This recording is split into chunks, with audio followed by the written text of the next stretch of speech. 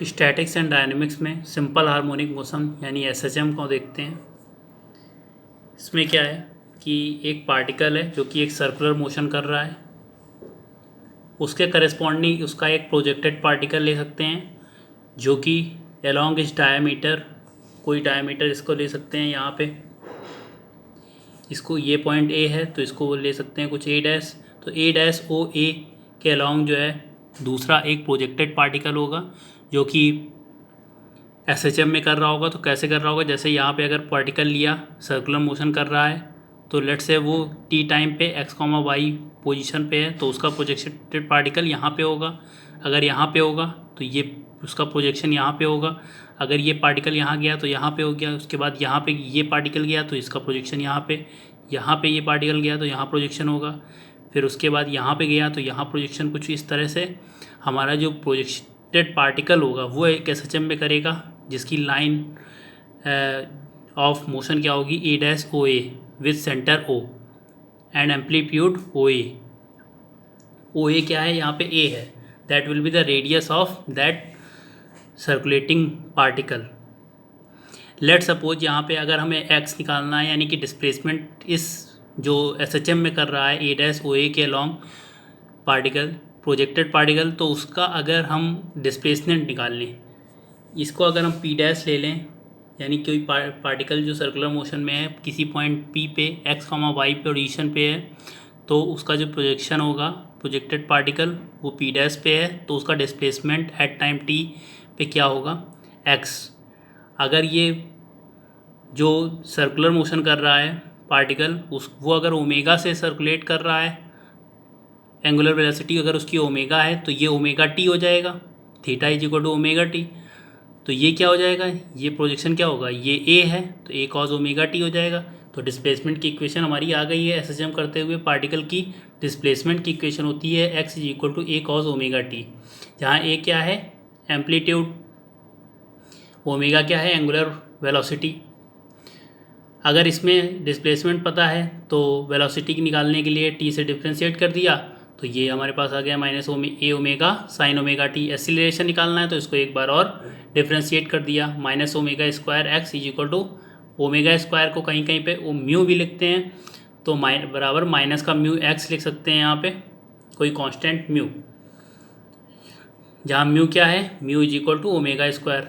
ठीक है, अगर टाइम पीरियड निकालना है टी बराबर टू पाई अपॉन ओमेगा,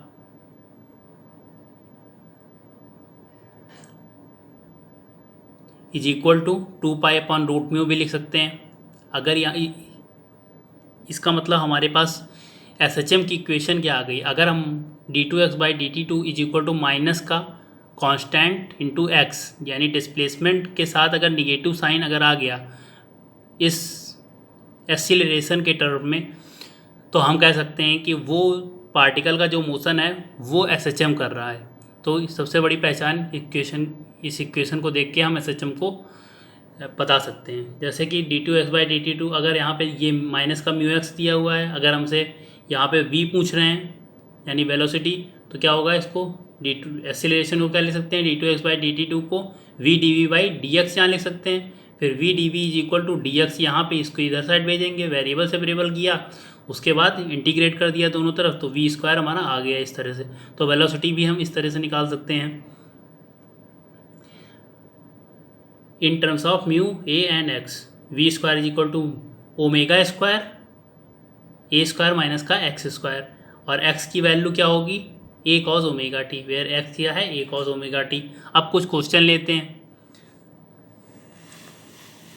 जैसे कि पहला क्वेश्चन अगर यहाँ पे देखें तो इसमें लिखा है a particle is moving with SHM and while making an excursion from one position of rest to the other, its distances from the midpoint of its path at 3 consecutive seconds are x1 x2 x3। Prove करना है हमें जो time period होगा 2 pi upon cos inverse x1 plus x3 divide by 2x2 होगा। तो question को पहले समझते हैं, उसका डायग्राम बनाते हैं। यहाँ पे इस लाइन के अलोंग एक पार्टिकल है जो कि एसएचएम कर रहा है विद सेंटर यहाँ पे इस इसको कुछ सेंटर सी ले लेते हैं। इस सेंटर सी के अलॉन्ग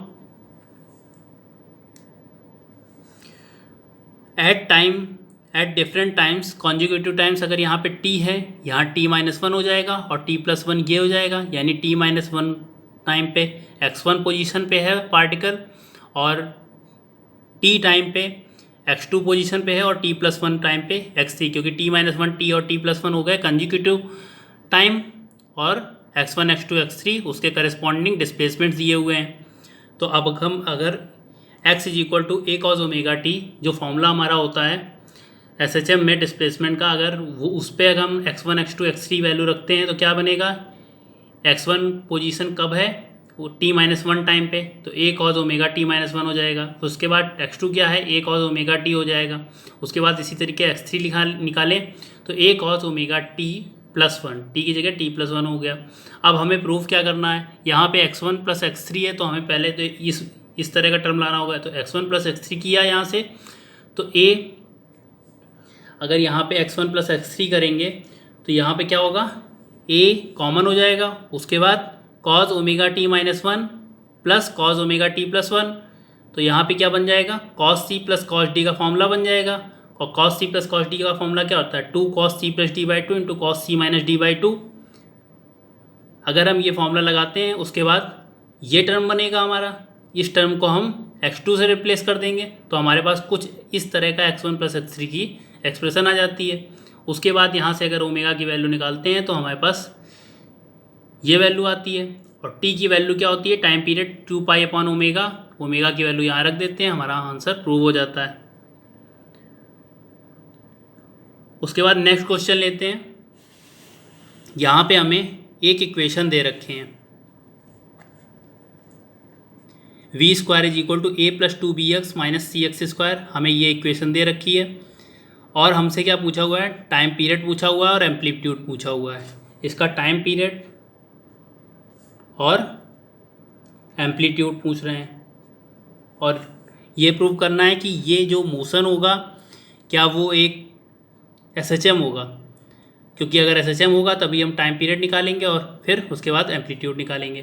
तो इक्वेशन हमारे पास क्या दे रखी है, वेलोसिटी का square is equal to a plus 2bx minus cx²। जैसे यहाँ पे इस तरह दिया हुआ है, a b c क्या है, कांस्टेंट, x है डिस्प्लेसमेंट और v क्या है, वेलोसिटी है। तो सबसे पहले हमें एम्पलीट्यूड और टाइम पीरियड ये पूछ रहे हैं, तो सबसे पहले हम निकालेंगे कि क्या ये SHM है कि नहीं, मतलब ये इस जो पार्टिकल अगर v और x में रिलेशन दिया हुआ है तो क्या ये मोशन SHM है। तो उसके लिए हम क्या करते हैं, सबसे पहले एक्सीलरेशन निकालते हैं और acceleration should be directly proportional to minus का डिस्प्लेसमेंट, यानी डिस्प्लेसमेंट के आगे अगर माइनस का निशान लग गया साइन तो हम बोल देते हैं कि वो SHM में गति कर रहा है।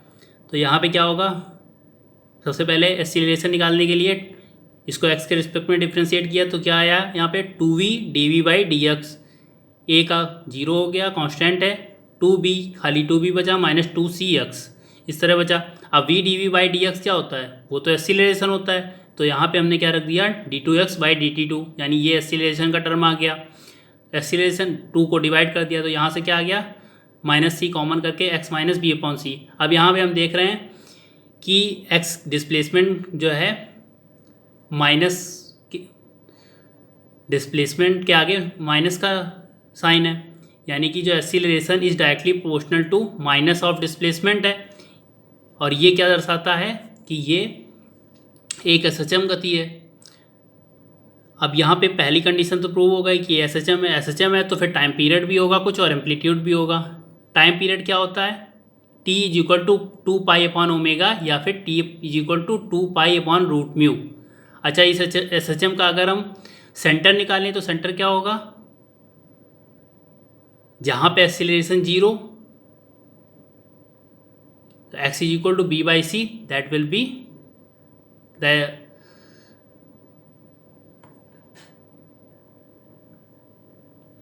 तो अगर हम इसका x is equal to b/c होगा तो वो क्या है, x is equal to b/c, that will be the centre of this SHM। अब टी इज इक्वल टू क्या होगा, 2 पाई अपॉन ओमेगा या 2 पाई अपॉन रूट म्यू, और म्यू क्या है, ओमेगा स्क्वायर, या एक्स के साथ जो कोफिशिएंट लगा हुआ है, तो यहाँ एक्स का कोफिशिएंट क्या है, सी है, तो यहाँ सी लिख दिया। तो हमारा इस तरह से टाइम पीरियड निकल आया। अब अगर हमें एम्पलीट्यूड भी निकालना है, तो एम्पलीट्यूड, अगर कोई पार्टिकल एसएचएम कर रहा है तो एक्स इज इक्वल टू ए, यानी कि यहाँ पे क्या होगा, यहाँ पे वेलोसिटी जीरो होगी। अगर हम displacement X is equal to A रख देते हैं तो वेलोसिटी क्या हो जाएगी, वो जीरो हो जाएगी। तो यही चीज़ यहाँ पे यूज़ करेंगे। v की वैल्यू अगर जीरो हो जाएगी तो वो x की वैल्यू जो निकलेगी that will be the amplitude of the SHM.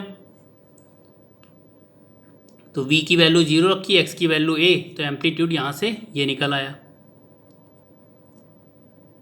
अब देखो ये अगर इसका पाथ बनाते हैं तो x is equal to B by C क्या होगा, उसका सेंटर होगा, और x is equal to a, यानी कि ये वैल्यू जो होगी उसका एम्पलीट्यूड होगा। इतना पार्ट जो होगा वो एम्पलीट्यूड हो गया। उसके बाद नेक्स्ट क्वेश्चन एक एनालाइज करते हैं, जिसमें हमें कुछ कंडीशंस दी रखी हैं, इनिशियल कंडीशंस, और उसके आधार पे हमें वेलोसिटी का एक्सप्रेशन निकालना है, डिस्प्लेसमेंट एम्पलीट्यूड का एक्सप्रेशन निकालना है, डिस्प्लेसमेंट का, और सेंटर से एम्पलीट्यूड तक यानी एक्सट्रीम पॉइंट तक जाने में कितना टाइम लगेगा वो निकालना है। तो हमें गिवन क्या है, t is equal to 2 pi upon omega, initial displacement हमें x is equal to x naught दिया है, इनिशियल वेलोसिटी u नॉट दी है, यानी t is equal to zero पे x is equal to x naught है, और velocity v is equal to U naught है at t is equal to zero. हमें केवल इतना दिया हुआ है। तो हम एसएचएम की इक्वेशन जानते हैं, d2x/dt2 is equal to minus omega square x होता है। अब इसको क्या कर सकते हैं, एक्सीलरेशन को v dv/dx भी ले सकते हैं, is equal to minus omega square x. अब इसको क्या ले सकते हैं, वेरिएबल सेपरेबल किया और उसके बाद इंटीग्रेट कर दिया, तो हमारे पास इस तरह का एक्सप्रेशन आया। कांस्टेंट है, कांस्टेंट के लिए हमें इनिशियल कंडीशन दे रखे हैं, तो हमने क्या लगाया, x is equal to zero पे इनिशियल डिस्प्लेसमेंट जो है वो x नॉट है, at t is equal to zero पे x is equal to x nought. तो यहाँ पे हमने क्या रखा है, v की वैल्यू u नॉट और x की वैल्यू क्या है, x नॉट है, इनिशियल कंडीशन। तो ये इनिशियल कंडीशन इस इक्वेशन को सेटिस्फाई करेगी। तो यहाँ से हमने क्या निकाला, c की वैल्यू निकाल ली और c की वैल्यू यहाँ पुट कर दी। पुट करते हैं तो हमें c की value you not square by two plus omega square x not square divide by two, ये c की वैल्यू अगर हम यहाँ पे रखते हैं तो हमें v का ये एक्सप्रेशन निकलता है। तो v की वैल्यू हमें ये मिल गई, तो पहला केस हमारा सॉल्व हो गया। उसके बाद हमें एम्पलीट्यूड निकालना है। तो एम्पलीट्यूड जैसे अगर ये पार्टिकल यहाँ से यहाँ इस पाथ के अलॉन्ग मोशन कर रहा है, एसएचएम कर रहा है, तो एम्पलीट्यूड पे क्या होगा, वेलोसिटी जीरो होगी, यानी कि एक्सट्रीम पॉइंट पे वेलोसिटी जीरो होगी, और वो एक्सट्रीम पॉइंट हमारा सेंटर से जितनी डिस्टेंस बनाता है वो होता है हमारा एम्पलीट्यूड। तो v is equal to zero अगर यहाँ पे रखते हैं, v is equal to zero रखा और x की वैल्यू क्या रखा, x की वैल्यू x से रख दिया, यानी कि डिस्प्लेसमेंट एट एम्पलीट्यूड। तो ये जो एम्पलीट्यूड आया, यहाँ पे v की वैल्यू जीरो रखा, x की वैल्यू x से यानी एम्पलीट्यूड रखा, तो हमें एम्पलीट्यूड की वैल्यू निकल आती है। तो हमारा दूसरा एक्सप्रेशन एम्पलीट्यूड का भी निकल आया।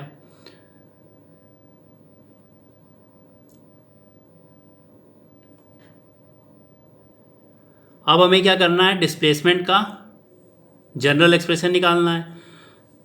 तो डिस्प्लेसमेंट के लिए क्या करेंगे, वेलोसिटी का फॉर्मूला क्या होता है, velocity dx/dt is equal to omega root of amplitude का स्क्वायर माइनस का एक्स स्क्वायर डिस्प्लेसमेंट का स्क्वायर। तो यहाँ पे हम एम्पलीट्यूड की वैल्यू निकाल चुके हैं, एम्पलीट्यूड का स्क्वायर अगर किया तो यहाँ पे ये वैल्यू रखें माइनस डिस्प्लेसमेंट का स्क्वायर। अब अगर हम वेरिएबल सेपरेबल मेथड का यूज करके इसे सॉल्व करते हैं, यानी कि dx बाई